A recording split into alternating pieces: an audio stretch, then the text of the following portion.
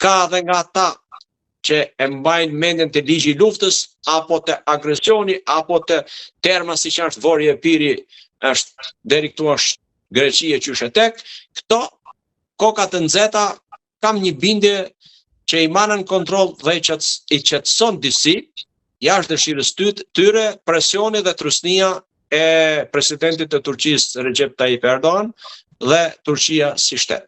Edhe diçka të fundit kam, a do na pres kjo situatë ne derisa të prodhojmë dronët tanë edhe anijet?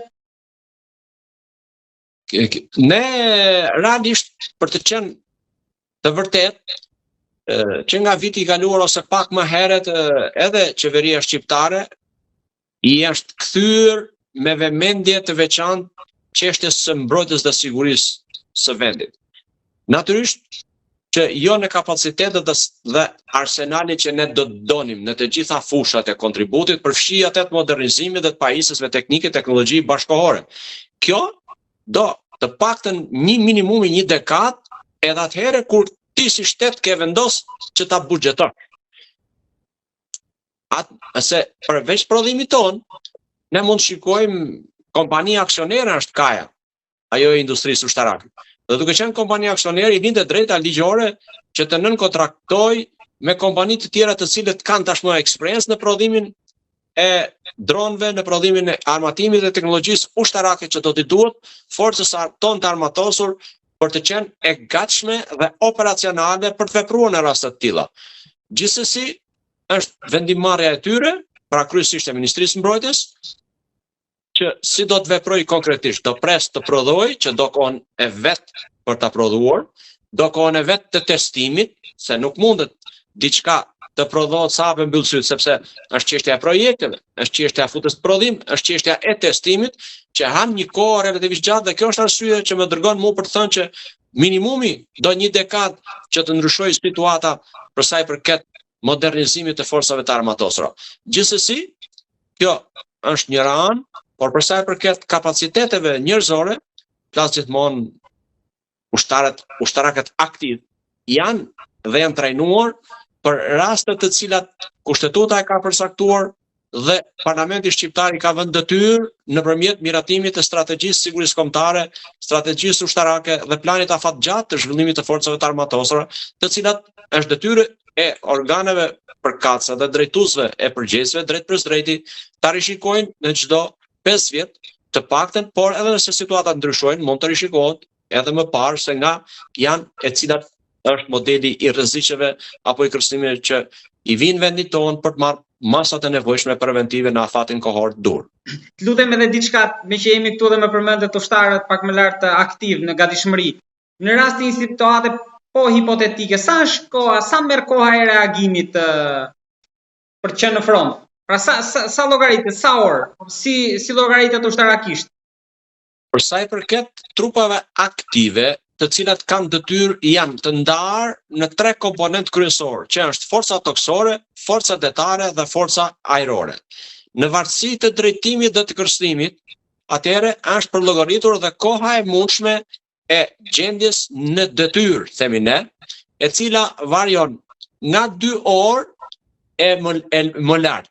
Por këtu kemi edhe pjesën e strukturave të tjera që janë përgjegjëse kanë detyrime për mbrojtjen edhe sigurime të tërësisë territoriale toksore, pasi sinjalin e parë për shembull mund ta marrë drejtoria e kufirit, e cila ka trupat e veta përveç zbulimi që ne zbulimi i largët që quhet pjesa e diplomacisë dhe e veprimit të përfaqësuesve tanë që kemi në këto shtete, ne kemi në gjitha shtetet dhe detyrimisht që pa folur edhe për bashkëpunimin që kemi me NATO-n dhe ata në kuadrin e zbulimit të gjithanshëm ne shkëmbejmë informacion, por është i klasifikuar, shkëmbejmë informacion dhe në çdo kohë ai informacion në përputhje me rreziqet që ka përpunohet dhe shkon në destinacion.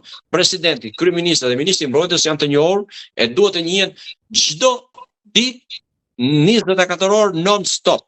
Në Ministrinë e Mbrojtjes është një qendër e bashkuar operacionale që vepron 24 orë non-stop dhe merr situatën reale dhe të ndodhur të çastit, të momentit, dhe kur e shikon dhe e vlerëson me bazë të kërkesave të rregulloreve dhe të programit të punës që ata kanë, ata informojnë përgjegjësit dhe institucionet respektive për të marrë masat e nevojshme të Ju menjësh. thatë 2 orë, po sa ushtar aktiv kishim?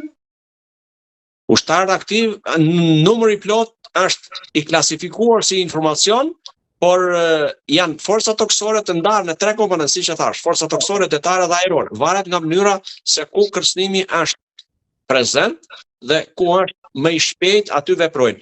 Natyrisht që ne sot me bazën e forcës ajrore helikopterëve, përveç rrugëve toksore, që Shqipëria është një vend i vogël dhe nga njëri cepi në tjetrin lëvizet shumë shpejt, por koha e kompletimit dhe e vendit sekretiv. Ne kemi në kuadrin e NATO-s është 72 orë, ne duhet të shkojmë në çdo vend të NATO-s, aq trupa sa ne na kërkohet, të është forca e reagimit menjëhershëm, nëse do të na kërkohet, do të 72 orë ne do të shkojmë të gatshëm për të vepruar në çdo cep e vend antar të NATO-s ku do të merrem Pra, detyra. për 72 orë nëse na kërkohet në veri të Kosovës, pavarësisht se atje është KFOR-i, ne duhet të shkojmë për 72 orë.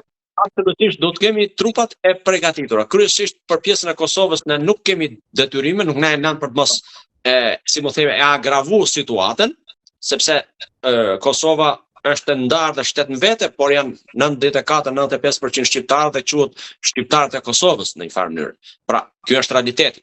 Dhe detyrimisht që NATO-ja dhe strukturat e saj, Komiteti Ushtarak i NATO-s dhe strukturat drejtuese, nuk i kanë lënë asnjë lloj përgjegjësie dhe detyrimi, edhe kur ka është e reduktuar përgjithsisht. Ne kemi pjesëtar të forcat armatose e përfaqësues në KFOR, por nuk i vend detyra, i ndajnë detyra dhe nuk i vend detyra për dalë, përfshi dhe pjesën e zbulimit në rajonet ku është përballja, po e quajmë, ose rreziku më eminent, si më themi, në pjesën e Mitrovicës. Zoti Prenga, faleminderit shumë për bisedën dhe për gjitha shpjegimet. Faleminderit juve. General, të uroj më të mirat. Respekte.